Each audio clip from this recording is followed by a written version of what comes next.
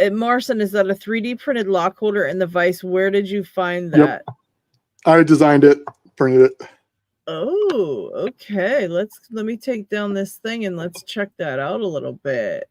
I need to redesign it a little bit because I did not own an oval, a Scandi oval, when I designed it, so it doesn't quite handle the Scandi oval very well. But it will handle lots of stuff. Oh, I like that design. So it's got the cutouts for the jaws. What do you call it? I also have it flat. Things? I have it flat so that if you don't have these types of jaws. I like that. I like how you've got it in separate pieces so that it can take a wide range of sizes. Yep. Yeah, that's true. It's got the notch to follow. What's the bit at the back? That's just for stability? Yep. Yeah. That's a clever design. My hand's shaking a bit here, but so it will. That's okay. I'll pull these out.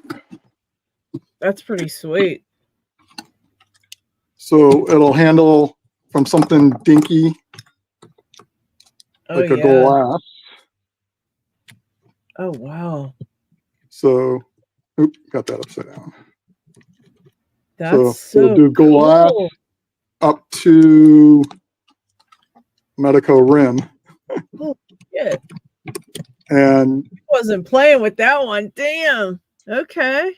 Holy crap. The Scandi oval is only a couple millimeters, or Scandi round is only a couple millimeters bigger than this. And there's enough room there to hold that. It just, like I said, the oval doesn't quite hold in there very well. Yeah. But it'll do a bunch of oddball stuff too. Oh, I bet. That's a great design, Marson. Very, very nice. So the oval, I just have to redesign it slightly because it slips around inside. So yeah. So when you do your redesign, are you gonna put that up on Thingiverse or somewhere for others to scoop up? It's already on Thingiverse, and the redesign will go there as well. Now, question: can you put just like a couple of those little sticker thingies that's like foamy, you know, that stuff that we use like in the bottom of our drawers, that like, can you put that on there and just like put some of that shiz, glue it on there, and that would probably help hold those ovals really well if you had like a little bit of something like non-stick or something, you know, that would a little grippy, some friction. So that'll probably do it. That might cover that period, and then you won't have to redesign, you know. But I've got a bunch of stuff. Man. I've got my tray. Marson does 3D printing. I forgot all about that. Hello. Hey, Marson. I got the pinning tray cabinet. So I got all these mini trays to go in there. And you can write on it. I like how it's got a little lip out it so you can grab it. Let's see. There's an empty one. Bloodlock is going to want one of those now. Just to go in the tray, so you can fit two of these in here. Oh, now I really want one. God. And it looks like you've got on that tray. It looks like you've got a lid up the top. Talk us through that penny tray you got. That looks interesting and really different. This is so that you can put Euro cylinders that won't fall over on you. What? And then clever man. I've got 4 different sizes of my followers and plug holders. So you can snap the plug holder, goes in there. Oh, yes. And there's enough room here so that the key will fit in the plug holder. Oh, man. In the plug while it's in the holder. And then I got a row for grub screws, row for springs, row for drivers, key pins, and any masters. And then if you've got side pins or whatever, we can go there. So this is a dedicated Medico pinning tray, is it? No, because unfortunately, I want to redesign this as well. I'm going to make a second. I'm going to keep this small one up, but I'm also going to make a larger one because Medicos don't. The pins are big enough that they don't fit in here very well. So I want to make a bigger one that's more universal. But I pick when I put everything in my vise. I pick everything orientated like this, keyway to the right. And I always found it really bizarre that so many trays have 1 through 1 on the left. Because I always, as a right-hander, I pick this, and I want the tray to mimic this. Because otherwise, when I'm moving pins back and forth, I get confused. Yep. And I'll swap things around. I want pin 1 on the right. So that's why I did this, and I made it the 7. Yeah, well, the way you have it there in your pinning tray is actually how locksmiths they do it. So locksmiths will call the back pin, what we would call the back pin, the last pin. They call that number 1, whereas we're calling the one closest to the bottom of the case. Like SFIC do that. 1. Yeah, but I still call the front pin number 1. It's just since I'm picking it, number 1 is to the right. Yeah. I put in the tray number 1 to the right. Because if number 1 is on the left, so if I pull this one out and I put it over here, that's going to confuse me. I get things crossed up when I move pins back and forth. So I want the left here to be matched to the left here. I don't think there's any really set way that you have to do it. I think it's just however you want, but keep it consistent so you don't forget. Like, so, you know, because there's times when I've done that. I do it the other way, 1 on the left and then 7 on the right.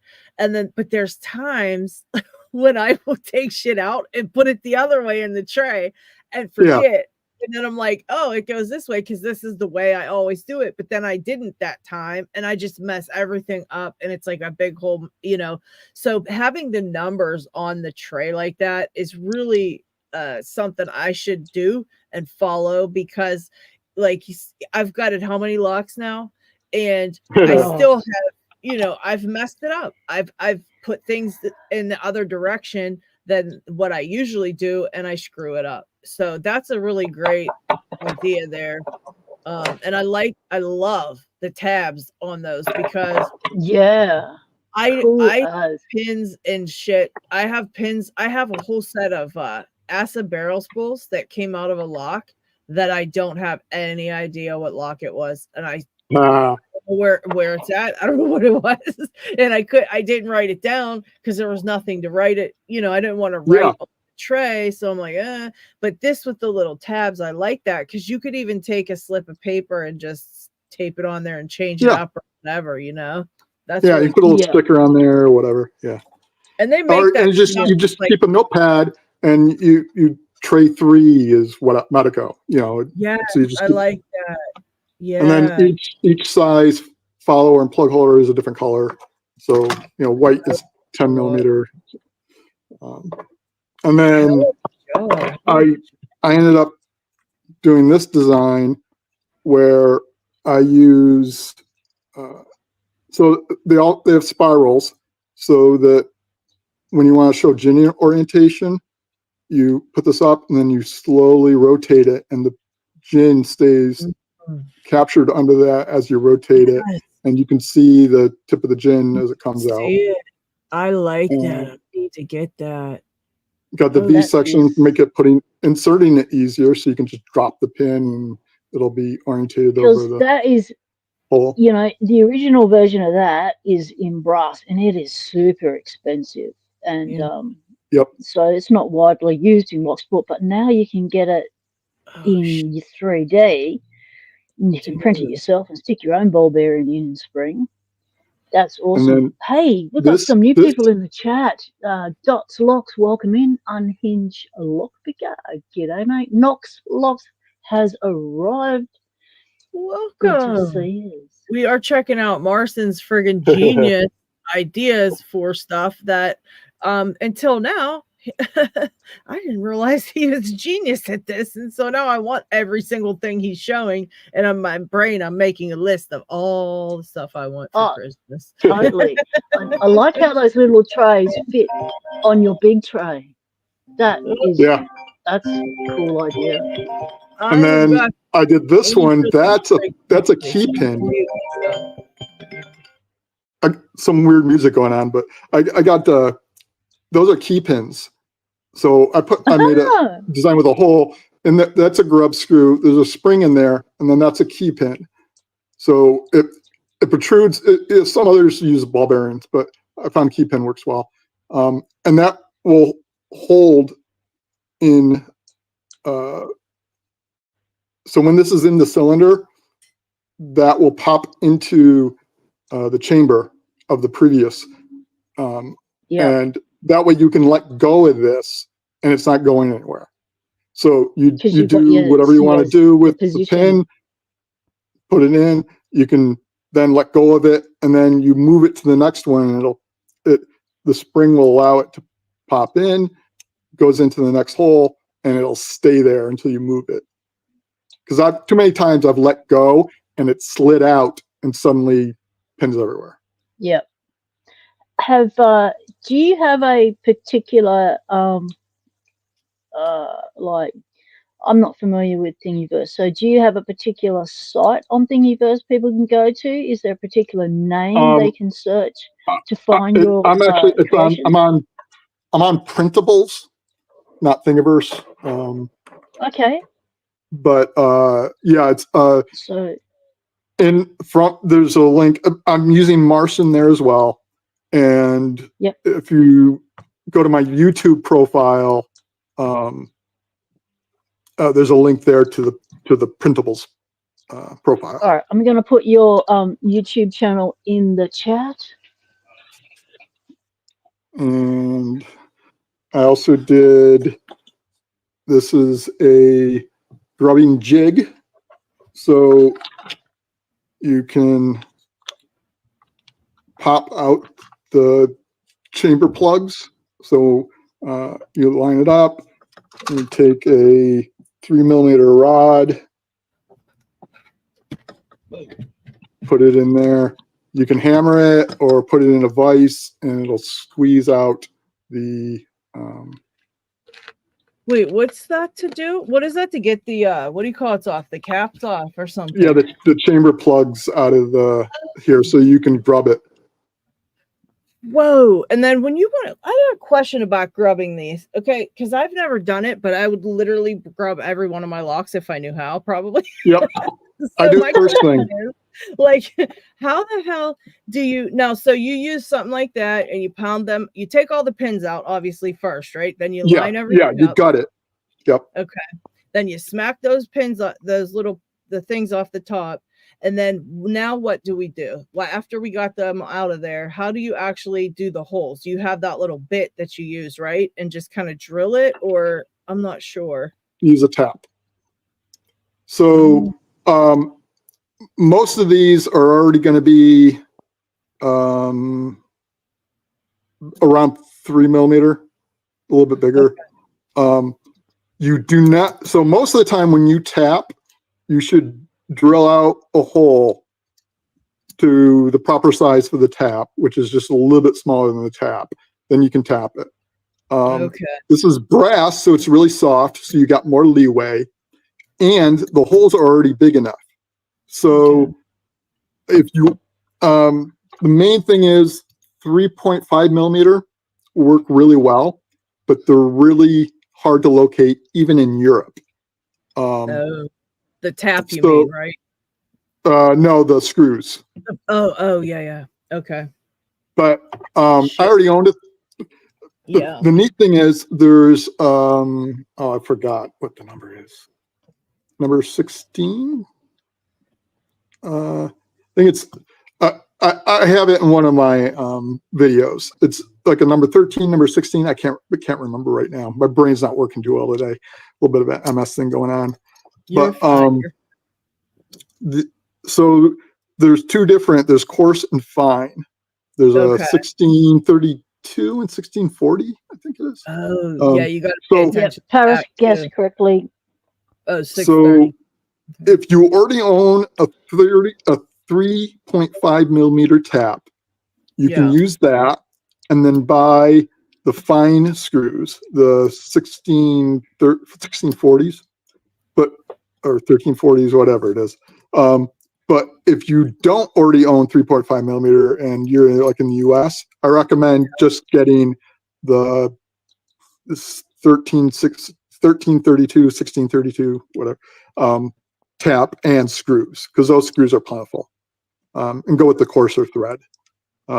So then you just take this, you put it into the hole, and you just screw it in, and you just screw it down however far you want the threads to go. Nice. I need and then to rinse it out. Yeah. And if you have a lot of times these can get stubborn. I find if one's going to get stubborn, it's usually pin one or plug one. Sometimes it just you doesn't want to get out of there. So you can hammer on it. You can put in a vise. That's why I have some. This is steel rod. This isn't even brass. I have bent steel rod because trying to do that even with the jig. Bent. So if you have one that's stubborn before it even gets that far, my recommendation is use a pin vise with about a 2 millimeter bit, and drill out the center of the plug by hand. Okay.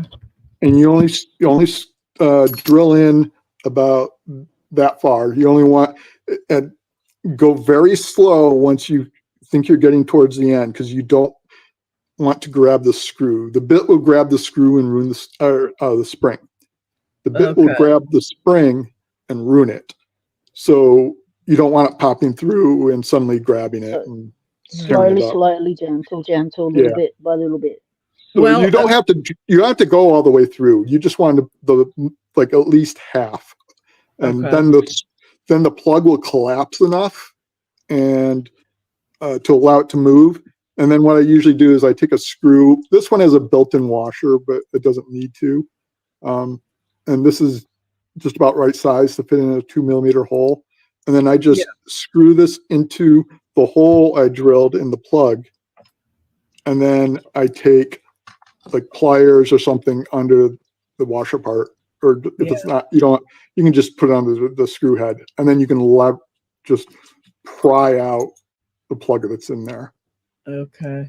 Well, I'm really digging all this stuff that you got, these designs and everything. And so my one factor has gone up a notch. He does put some links up for his channel, and he said all this stuff's up on Thingiverse as well. So not printables. Printables. Printables. Okay. I've got handles.